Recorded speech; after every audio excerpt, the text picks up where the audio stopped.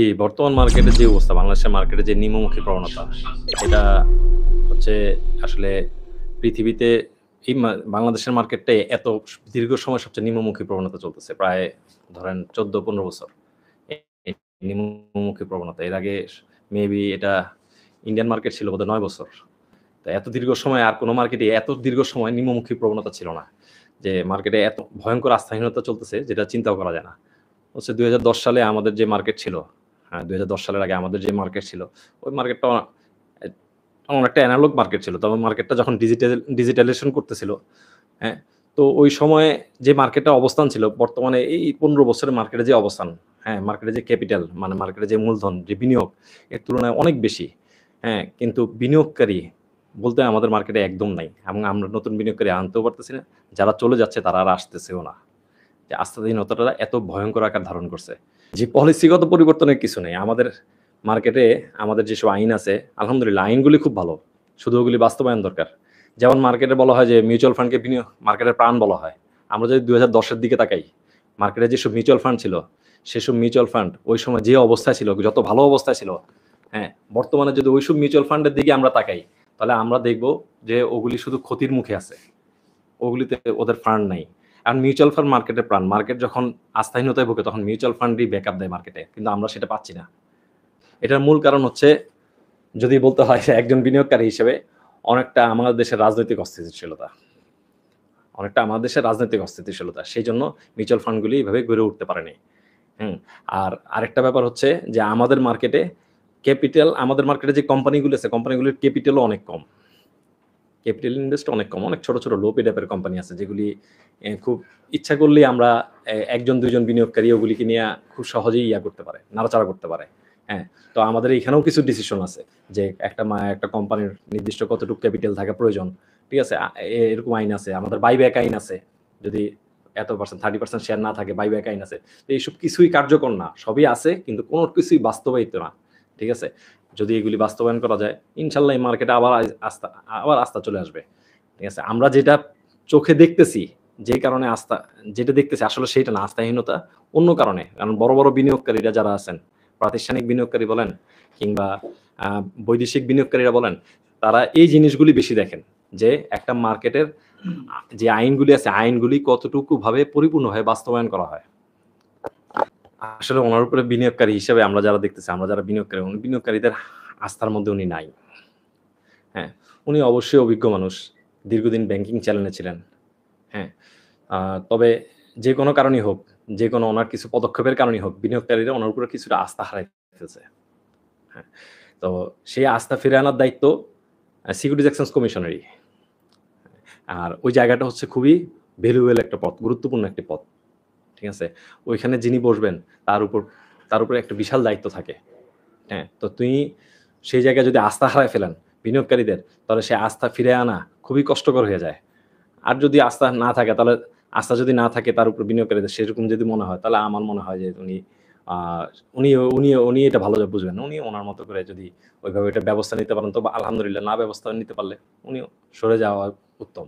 এখানে একটা আমাদের মার্কেটে বিরাট একটা আমার চোখে ব্যক্তিগতভাবে বিরাট একটা ফাঁক আছে। ফাঁকটা হচ্ছে এটা যে আমাদের কোম্পানিগুলি যেগুলি আছে, সেই কোম্পানিগুলি যে প্রতিবেদন দেয়, আমরা 1st quarter, 2nd quarter, 3rd quarter, 4th quarter এর মধ্যে শুধু একটা প্রতিবেদন থাকে যেগুলি অডিটেড। সেটা হচ্ছে বার্ষিক প্রতিবেদন। বাকি ১ম কোয়ার্টার, 2nd কোয়ার্টার এবং 3rd কোয়ার্টার কোন প্রতিবেদনই অডিটেড না। যার ফলে কোম্পানিগুলি যে প্রতিবেদন দিতেছে, সেই প্রতিবেদন পরবর্তী যখন বার্ষিক প্রতিবেদন আসে, তখন সেটার সাথে একটা বড় ডিফারেন্স দেখা যায়, পার্থক্য দেখা দেয়। হ্যাঁ? এবং এইটা একটা বিশাল ব্যাপার। এইটা সিকিউরিটিজ এক্সচেঞ্জ কমিশন বলেন আর ডিএসসি বলেন, এটা তারা দীর্ঘদিন থেকে এই কোম্পানিগুলিকে এই সুবিধাগুলি দিয়ে আসতেছে। যার ফলে এটা নিয়ে মার্কেটে এটা নিয়ে একটা একটা গেম করতে পারে। আর ক্ষতিগ্রস্ত হয় হচ্ছে বিনিয়োগকারীরা। কারণ বিনিয়োগকারীরা তো একটা কোম্পানির অবস্থান দেখে। একটা কোম্পানি যখন 1st কোয়ার্টার, 2nd কোয়ার্টার খুব ভালো আর্নিং দেখায়, তখন বিনিয়োগকারীরা এটাতে ইনভেস্ট করে। কিন্তু ওই কোম্পানিটা 3rd কোয়ার্টার পর ফাইনাল কোয়ার্টারে গিয়ে যখন খারাপ ডিভিডেন্ড দেয়, এবং খারাপ ডিভিডেন্ড দেওয়ার পরে সিকিউরিটিজ এক্সচেঞ্জ কমিশন কি করে? যে বলে ওকে জেড ক্যাটেগরিতে ফালায় দাও কিংবা ওর ক্যাশ ডিসবার্স করতে পারে না, ওকে জেড ক্যাটেগরিতে ফালায় দাও। কোম্পানির কিছু যায় আসে না। ক্ষতি হচ্ছে কে? ক্ষতি হচ্ছে বিনিয়োগকারীরা। এই জিনিসটা কেন তাদের চোখে পড়তেছে না? এটা আমাদেরও বোধগম্য হয় না। খুব সাধারণ একজন ব্যাপার। খুব সাধারণ একজন বিনিয়োগকারীর সাধারণ একজন বিনিয়োগকারী এটা বুঝতে পারে। যদি আমার ব্যক্তিগত খেয়াল বলেন, আমার ব্যক্তিগত খেয়াল হচ্ছে বছরে ২ বার হিসাব প্রকাশ করা এবং ২ বারই অডিটেড। হাফ ইয়ারলি এবং ফাইনালি। এবং যেটা হবে আর যদি ৪ বার দিতে পারে কোনো সমস্যা নেই, কিন্তু ৪ বারই অডিটেড হোক। এই বর্তমান মার্কেটের যে অবস্থা, বাংলাদেশের মার্কেটে যে নিম্নমুখী প্রবণতা, এটা হচ্ছে আসলে পৃথিবীতে এই বাংলাদেশের মার্কেটটাই এত দীর্ঘ সময় সবচেয়ে নিম্নমুখী প্রবণতা চলতেছে। প্রায় ধরেন ১৪-১৫ বছর। এই নিম্নমুখী প্রবণতা। এর আগে মেবি এটা ইন্ডিয়ান মার্কেট ছিল বোধহয় ৯ বছর। তো এত দীর্ঘ সময় আর কোনো মার্কেটে এত দীর্ঘ সময় নিম্নমুখী প্রবণতা ছিল না। যে মার্কেটে এত ভয়ঙ্কর আস্থাহীনতা চলতেছে যেটা চিন্তাও করা যায় না।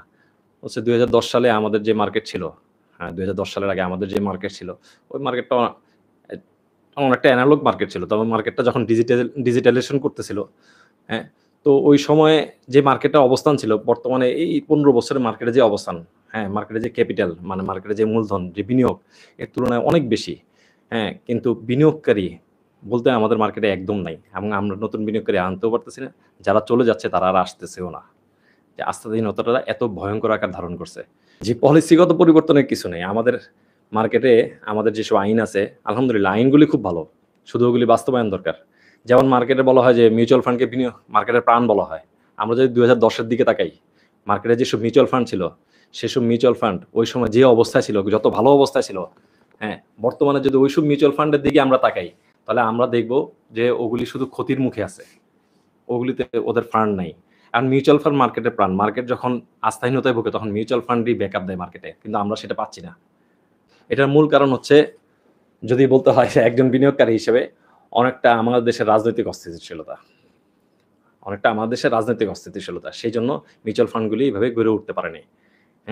আর আরেকটা ব্যাপার হচ্ছে যে আমাদের মার্কেটে আমাদের মার্কেটে যে কোম্পানিগুলো আছে, কোম্পানিগুলোর ক্যাপিটালও অনেক কম।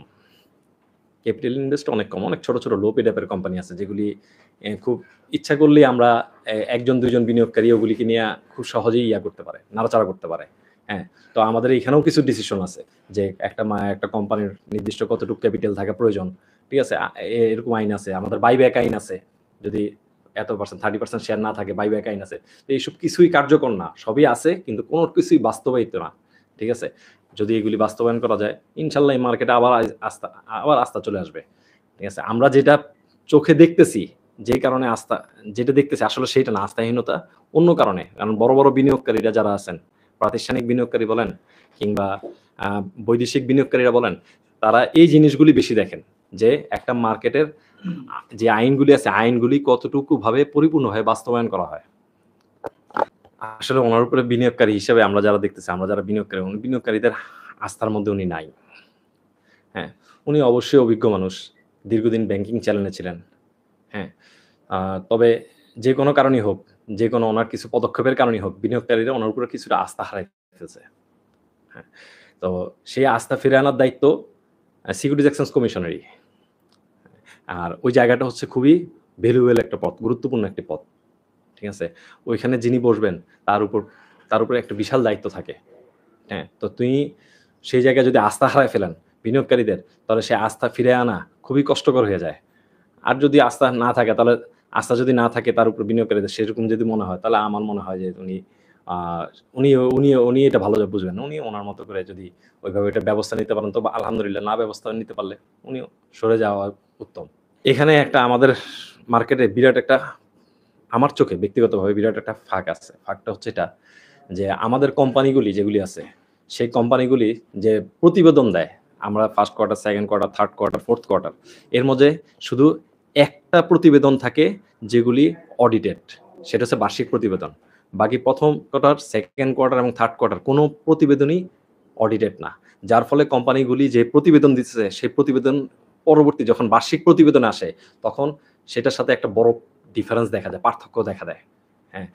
এবং এটা একটা বিশাল ব্যাপার। এটা সিকিউরিটিজ এক্সচেঞ্জ কমিশন বলেন আর ডিএসসি বলেন, এটা তারা দীর্ঘদিন থেকে এই কোম্পানিগুলিকে এই সুবিধাগুলি দিয়ে আসতেছে। যার ফলে কোম্পানিগুলি মার্কেটে এটা নিয়ে একটা একটা গেম করতে পারে। আর ক্ষতিগ্রস্ত হয় হচ্ছে বিনিয়োগকারীরা। কারণ বিনিয়োগকারীরা তো একটা কোম্পানির অবস্থান দেখে। একটা কোম্পানি যখন ফার্স্ট কোয়ার্টার, সেকেন্ড কোয়ার্টার খুব ভালো আর্নিং দেখায়, তখন বিনিয়োগকারীরা এটাতে ইনভেস্ট করে। কিন্তু ওই কোম্পানিটা থার্ড কোয়ার্টার পর ফাইনাল কোয়ার্টারে গিয়ে যখন খারাপ ডিভিডেন্ড দেয়, এবং খারাপ ডিভিডেন্ড দেওয়ার পরে সিকিউরিটিজ এক্সচেঞ্জ কমিশন কি করে? যে বলে ওকে জেড ক্যাটেগরিতে ফেলায় দাও, কিংবা ওর ক্যাশ ডিসবার্স করতে পারে না, ওকে জেড ক্যাটেগরিতে ফেলে দাও। কোম্পানির কিছু যায় আসে না। যা ক্ষতি হচ্ছে কে? ক্ষতি হচ্ছে বিনিয়োগকারীরা। এই জিনিসটা কেন তাদের চোখে পড়তেছে না? এটা আমাদেরও বোধগম্য হয় না। খুব সাধারণ একজন ব্যাপার। খুব সাধারণ একজন বিনিয়োগকারী এটা বুঝতে পারে। যদি আমার ব্যক্তিগত খেয়াল বলেন, আমার ব্যক্তিগত খেয়াল হচ্ছে বছরে ২ বার হিসাব প্রকাশ করা, এবং ২ বারই অডিটেড। হাফ ইয়ারলি এবং ফাইনালি। এবং যেটা হবে, আর যদি ৪ বার দিতে পারে কোনো সমস্যা নেই, কিন্তু ৪ বারই অডিটেড হোক।